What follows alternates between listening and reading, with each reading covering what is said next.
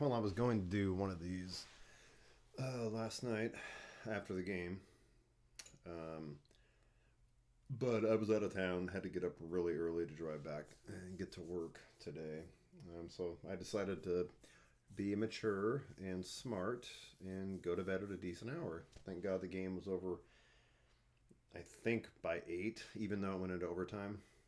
Thank goodness. I remember looking at the clock, going, "Cool. I still have time to, pack up the food, do some cleanup, and pretty much get all of my bags and everything packed that I possibly could, and just be ready to leave the next morning." But great game. Um, yeah, and I'm probably going to post this as my next podcast, but it's just going to be me, just noodling around, as I'm prone to use that expression. Um, I do have guests planned to come up soon, so there'll be more with actual guests because I know people prefer, the few listeners I have probably much prefer to listen to the guest. They're a lot more interested than me, um, and I'm not being self-deprecating. Stop it. Anyway, yeah, I just was like, I need to go to bed last night, but I'm still super stoked about the that new webcam camera that I got. Obviously, again, with the clarity in the Patriots thing behind me, which annoys most people that I know. But yeah, even sitting back this far, and I've already tested it, setting it up like across an entire living room. It's the definition is so much better. And I don't want to harp on this, but I feel so bad for the first 55 episodes. I should have, and this wasn't that expensive. I should have been using this the whole time. Um, my guest definitely deserved some better definition, better video. Um, Although, hey, maybe I can parlay this into an excuse to have them come back as repeat guests. And then, of course, moving forward, it'll be a lot better if you're watching it on YouTube. And as far as Spotify, it doesn't matter. Audio only. So, yeah, it was a cool weekend.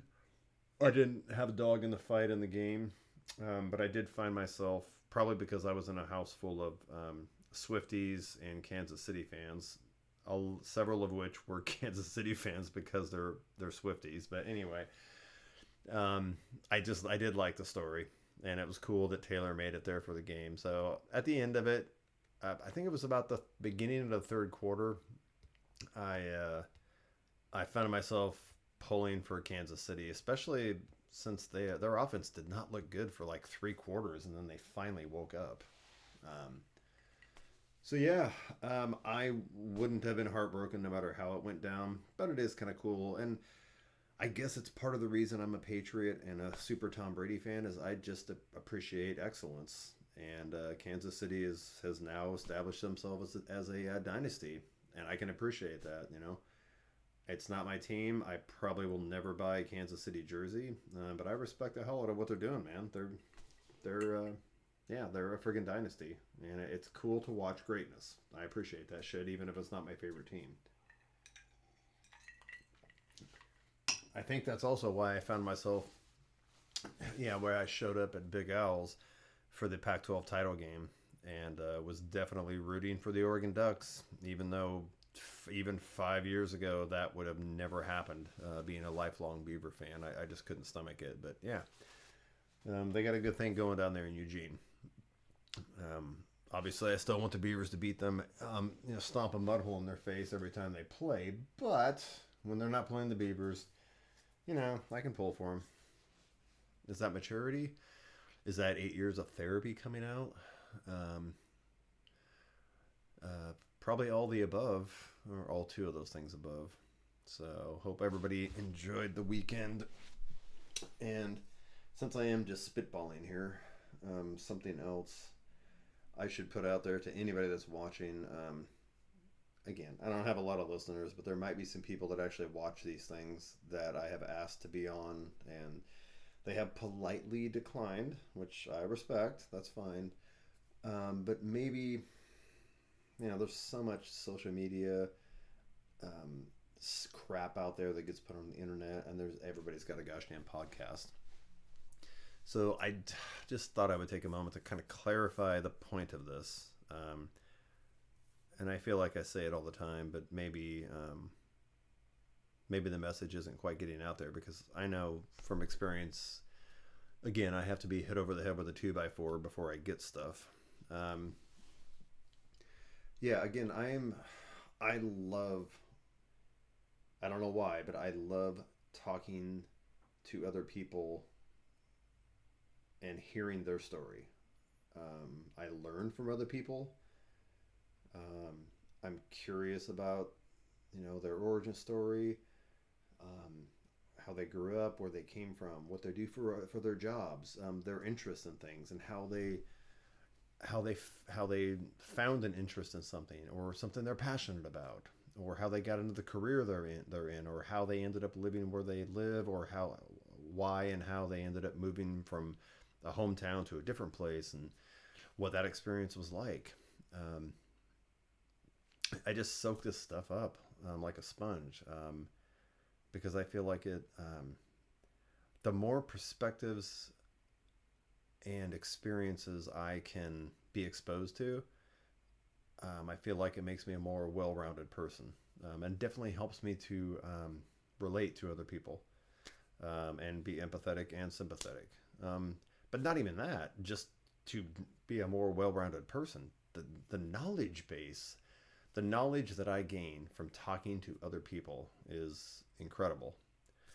Um, because again, everybody everybody that I meet, and this has to be true for anyone, um, is gonna have knowledge that I don't have. I want to hear it. Then I become, um, I don't know if smarter is the right word, but obviously I gain knowledge. I become more proficient in something, or I see perspectives, and I think I've said this before. I love being proven wrong.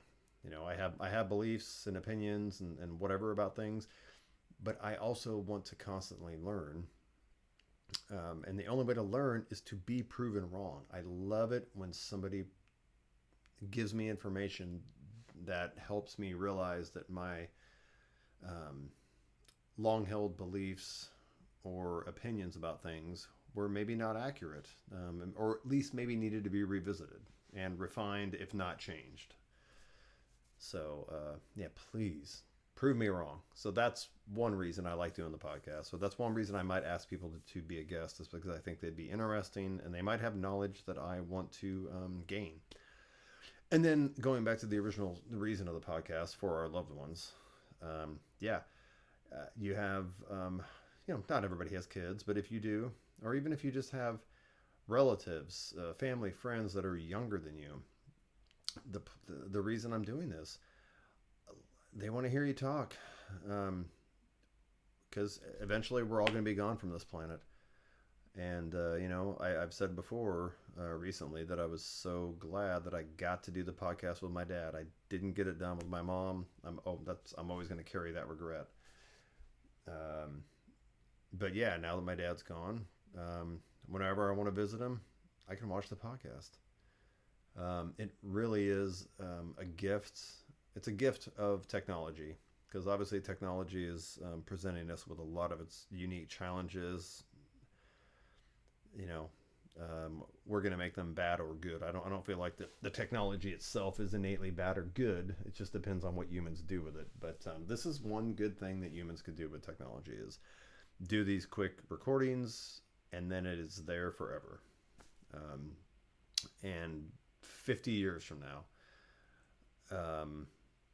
maybe a child that you had an interaction with when you were, 40, um, and you made an impact on their lives that maybe you didn't even realize you did, or a family member, and when they get older and start realizing, wow, it's because of that, and you start appreciating that person. I have high school teachers, people in my childhood, where there were impactful moments that um, I have in my head, but then it's gone. Obviously, when I'm gone, it's gone. Um, but yeah, people can find it on YouTube and go back and watch that person, who was important to them in their life. So selfishly, I want to talk to people so that I can learn stuff and gain new insights. And then the altruistic reason is this is something that can be shared so that the people that care about you or that you whose lives you may have impacted can visit you 100 years after you're gone and even longer. Hopefully the planet's still here and the humans don't fuck it up that bad. So yeah, please. And it's not high pressure. Obviously, it's just a conversation. So I might win a few converts, but I also understand there's some people that are just not comfortable with it. So, but I just wanted to reemphasize it's not. It's not. There's no spin here. And again, I push record. We record. I do not edit. There's no editing. I don't tighten it up. I've only had to edit one or two, and that was just because the guest said something that needed to be removed. But other than that, again, it's just a conversation with us sitting down there for an hour or three, however long it goes. Oh, how long am I in here?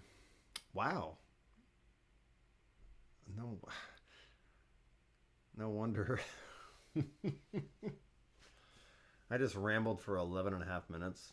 Um, Gosh, no wonder Pam probably just sometimes looks at me and says, "Will you just shut the fuck up?" Which is funny because I know she thinks that I look at her sometimes and say, "Would you just shut the fuck up?" But God, I guarantee she has to say that to me too.